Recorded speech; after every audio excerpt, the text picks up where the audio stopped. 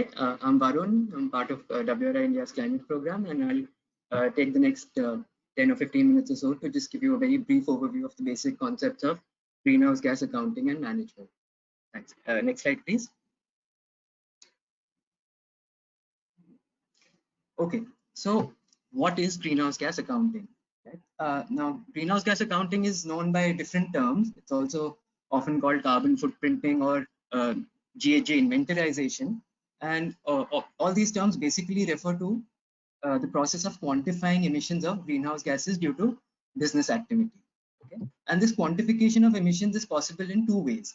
The first is direct measurement, so using a continuous emissions monitoring system. And the second is a calculation approach where emissions are estimated by collecting data related to company activities that result in GHG emissions. Okay? And the calculation approach is far more commonly used because of the costs associated with these continuous emission monitoring systems. And I'll be talking about the basic steps of this calculation-based approach a little more in the subsequent slides. Okay? Now, while calculating their GHG emissions, now companies should follow a process defined in a relevant standard. The use of a standard ensures that all companies calculate their emissions in a consistent, comparable, and transparent way. And the two standards that we use for corporate level greenhouse gas accounting are the GHG protocol and the ISO 14064. Both these standards are very similar in their requirements. And my presentation today will give you an overview of these general requirements which are common to both standards without really getting into the details of either. In terms of the end result of the accounting process, that's a list of quantified GHG emission sources of the company, which is also known as a greenhouse gas inventory of the organization. Right? Coming to GHG management, at an organizational level, this basically refers to a strategy for reducing GHG emissions due to business activity.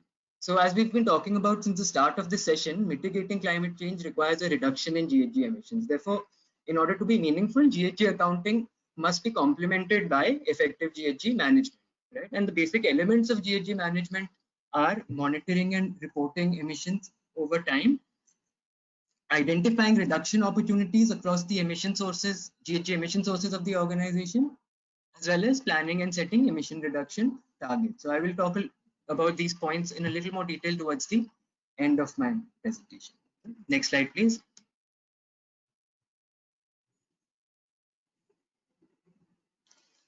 Okay. Before coming to the accounting process, let me briefly make a business case for GHG accounting and management. Right. So, in terms of business value from doing these activities, I think Aditya, Akshay already spoke about them a little bit in the previous presentation. I'll just reiterate a few points. So the first is that companies can actually reduce costs or discover opportunities to reduce costs by improving efficiency of their operations when they undertake such activities. So Aditya already, Akshay already spoke about sort of the cost efficient GHG reduction opportunities like energy efficiency, which can actually reduce, say, energy consumption costs for a company. Right? Also, now there is this sort of increasing focus on green financing schemes for the MSME sector. Of course, there are challenges that remain here, as Akshay spoke about, but this is already an area of focus, and sort of SIDBI, which is the Small Industries Development Bank of India, has started extending specific easy collateral schemes to the MSME sector in collaboration with international agencies like KfW, which is the German Development Bank, as well as the Japanese Agency for International Cooperation, and these are expected to increase in future. So companies which have identified reduction opportunities and are ready to sort of invest in capital, green capital costs for them over time should reduce through these kind of initiatives. Right? The next is building preparedness for future. So a very important customer of the MSME sector are the large businesses. And a lot of large businesses are now looking at the emissions of their MSME suppliers as part of their procurement criteria. So, and going forward, this is only expected to increase. So businesses from the MSME sector that are already preparing and taking some early action on their GHG emissions, whether it's accounting, reporting, or reducing, they will be at an increasing advantage going forward. And also, we can expect increasing government regulations in this sector coming up for the industry. So at the moment, Megha already spoke about some regulations like the coal cess, which the Indian government has come up with. And in future, we can only expect these kind of regulations to increase. And taking early action on these issues will also protect companies from the impact of these regulations when they come in later. Right? And the third point is it also enables participation in market-based mechanisms. So taking action on this will enable participation in carbon market programs. I will not spend much time on this point. My colleague will be speaking about this point in detail towards the end of the presentation. So I'll leave that to her. Next slide, please.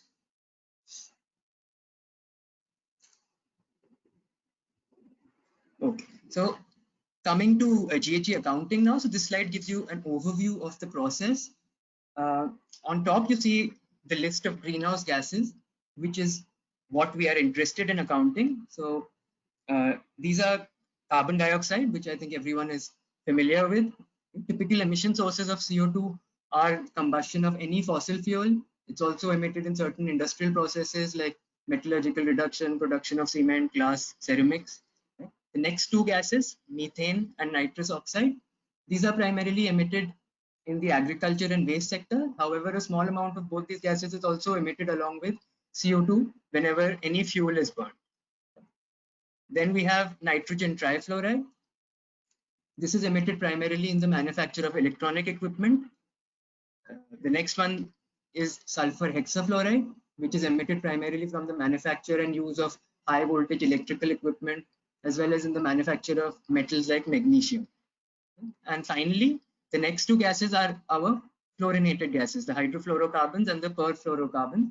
I think some of you may already be familiar with these as well. These are used in all refrigeration and cooling equipment and also emitted in small amounts during the industrial process for manufacturing aluminium. So these are the gases that we are interested in accounting. What you see below are the main steps of the accounting process. So when an organization wants to start the accounting process, the first step is to identify relevant GHG emission sources for the organization. These can be either direct or indirect. Then the next step is to calculate emissions from the identified sources. So we need two parameters to calculate emissions from each emission source. The first is the activity data, and second is an emission factor. And the third step is to express the calculated emissions of all gases in a common unit. And the common unit that we use for this is the carbon dioxide equivalent. Now, the reason for doing this is that the same quantities of all greenhouse gases that are listed above do not contribute equally to global warming. So using the CO2 equivalent unit allows us to express the global warming impact of emissions of different gases in a common and comparable unit. So I'll explain these steps in a little more detail over the next two slides. Next slide, please. Varun, just wanted to bring to your notice that you have about 6 more minutes. Okay, thanks. Coming to the emission sources, we have, like I said, direct and indirect emission sources. Direct emission sources are also known as scope 1 sources. Your indirect emission sources can be further classified into two different categories: energy indirect or scope 2 sources and other indirect or scope 3 sources. Now, scope 1 or direct emission sources are those which are from sources that are owned or controlled by the company. So fuel combustion in company-owned boilers, furnaces, DG sets, these are all examples of scope 1 emission sources. Scope 2 emissions are energy indirect emissions, which are emissions from purchased electricity, heat, or steam of the company. So if a company purchases electricity from the grid, those emissions would be counted under scope 2. And scope 3 is an optional accounting category that accounts for emissions from all other indirect sources. So this will include your upstream emissions like the extraction and production of purchased raw materials, as well as downstream emissions like processing, use, and disposal of sold products, any material transport, business related travel. So all these emissions are accounted under scope 3. Next slide, please. So this picture also just depicts the sources and typical examples of scope 1, scope 2, and scope 3 sources for a company. This is from the GHG protocol, publicly available on the internet. Since we are a bit short of time, let me not spend time on this right now, and let's go to the next slide, please. Thanks. Okay. Can you click a couple of times? Thanks. Okay. So once more maybe. Okay. Perfect. Thanks. Okay. So here basically again the steps of the emission quantification are detailed out a little bit. So basically your final emissions in CO2 equivalent are obtained by taking the product of activity data, emission factor, and global warming potential. Now, let's understand what we mean by each of these terms a little more. So activity data is the quantitative measure of an activity that results in GHG emission. Right? So this could be kilograms of fuel consumed, kilowatt hours of electricity consumed, kilograms of product produced. Right? And activity data collection for scope 1 and scope 2 sources usually requires no additional effort from companies, as companies are already maintaining such data sets for cost accounting purposes. Right? The next parameter that we need is an emission factor. An emission factor is something that relates the average quantity of a GHG release per unit of an activity. So it could be kg CO2 per kg of fuel consumed, kg CO2 per kilowatt hour of electricity consumed, or something like this. Right? And companies can use emission factors from several publicly available sources. Right? So GHG protocol, cross-sector emission factor list, the IPCC emission factor database, emission factors for the Indian electricity grid published by the CEA, and so on. Okay? And the third is the global warming potential, which is the radiative forcing impact of 1 unit of a GHG relative to 1 unit of CO2. In simple words, this can just be interpreted as the global warming impact of 1 unit of a gas as compared to 1 unit of CO2. And emissions of all gases except CO2 must be multiplied by the corresponding GWB value to yield the emissions in CO2 equivalent. Okay. Next slide, please. Okay. So basically, that was a very, very quick summary of the GHG accounting process. And I'll end by briefly explaining the 3 elements of GHG management that I spoke about at the beginning. Like I said in my introductory slide, GHG accounting must be complemented by effective GHG management, keeping in mind our ultimate goal of reducing emissions. Okay?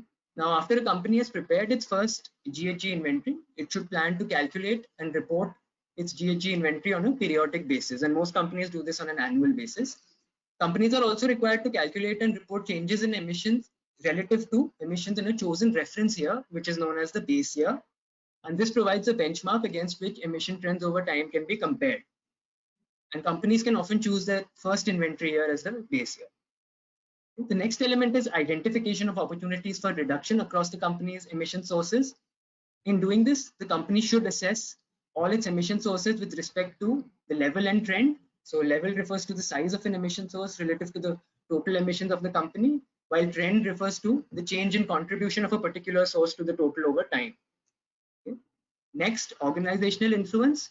That refers to the degree of control an organization has over a source. So we've already talked about this a little bit. Typically, an organization has control, or most control over scope 1, which reduces as you move to scope 2 and scope 3. And this third is looking at available options for reduction for each source in the short, medium, and long term. And based on this assessment, the key reduction options with respect to this GHG sources of the organization should be identified. And finally, once this is done, the company can set GHG reduction targets. And these targets can be while setting targets, the company should keep in mind what kind of a target it wants to set. So it can be set in terms of absolute emissions or emissions intensity. Emissions intensity is also known as specific emissions, very similar to how Akshay was explaining the concept of specific energy. So it can be set in per unit terms like that, or in absolute terms.